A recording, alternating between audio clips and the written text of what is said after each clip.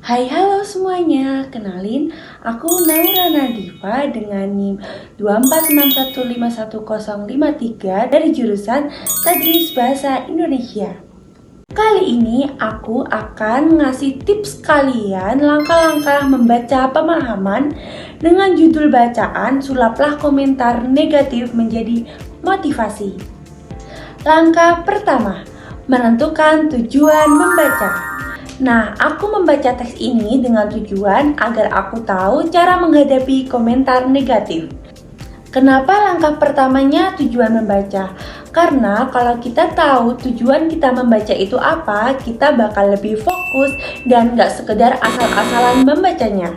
Langkah kedua, membaca judul dan bagian awal. Sulaplah komentar negatif menjadi motivasi.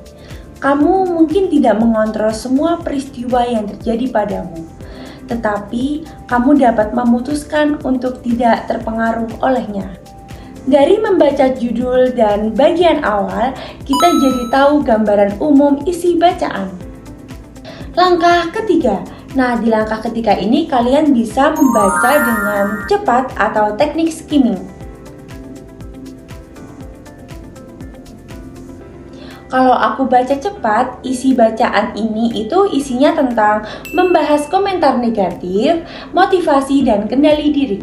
Nah, dengan membaca skimming atau membaca cepat tadi, kita jadi tahu gambaran besarnya tanpa harus membaca detail terlebih dahulu. Di langkah keempat ini, kita membaca teliti atau dengan teknik scanning. Orang lain boleh komentar apa saja, tetapi kita juga boleh menerima komentar itu sebagai masukan atau tidak mendengarkan sama sekali. Nah, ini contoh informasi yang aku dapat dari membaca teliti, karena teks ini tadi menunjukkan bagaimana cara kita menyikapi komentar negatif. Langkah kelima. Di langkah kelima, kalian bisa mencari kata kunci dan menemukan ide pokok ya. Dari bacaan yang udah aku baca, kata kuncinya itu kendali diri, motivasi, komentar negatif, dan menerima atau mengabaikan. Kemudian, ide pokok dari bacaan yang udah aku baca, kita tidak bisa mengendalikan omongan orang lain, tapi kita bisa mengendalikan diri sendiri. Alasan kita harus menemukan kata kunci dan ide pokok agar kita cepat paham dengan isinya tanpa harus menghafal semuanya.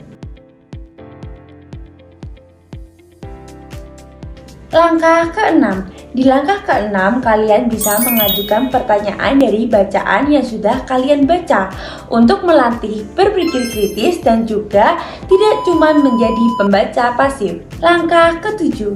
Di langkah ketujuh atau langkah terakhir ini, kalian bisa menyimpulkan bacaan yang udah kalian baca buat tunjukin kalau kalian itu sudah benar-benar paham, bukan cuma sekedar membaca doang. Nah, jadi itu tadi langkah-langkah membaca dengan pemahaman.